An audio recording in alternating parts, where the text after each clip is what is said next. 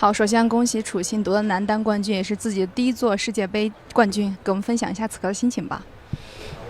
确实非常的开心，我觉得一切在这一个星期的不容易，一切都值得了吧。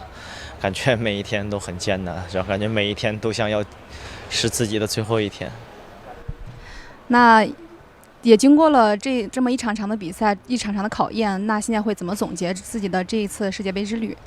我觉得其实对于我个人来说，其实自己大大小小的考验，确实大大小小的胜利也好，失败也好，也经历了不少了。对于自己现在来说，所以说自己渐渐的能在一个稍微的能在一个可控的范围内去掌控自己的情绪、心情和面对比赛的这一些想法吧。我觉得渐渐的能在比赛中去体现出来。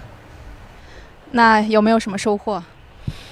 收获2座了，希望能接下去能有一些更多的收获吧。好，楚钦继续加油，谢谢。好，首先恭喜莎莎夺冠，也是完成了3连冠的壮举。莎莎先给我们总结一下这场决赛吧。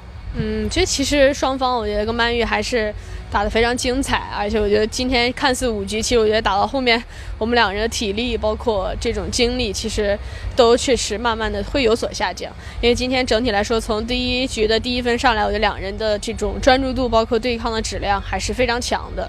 而且我觉得其实在赛前，我觉得并没有去过多的设想目标吧。我觉得每次跟曼玉打，水平都在伯仲之间，而且每次打的都是非常的焦灼，然后非常的精彩。所以说对于自己今天这场决赛来说，我觉得还是抛下所有的压力跟包袱吧，然后尽情的去享受这场比赛。 Read more about table tennis on my blog, pingsunday.com. Get free ebook and coaching advices.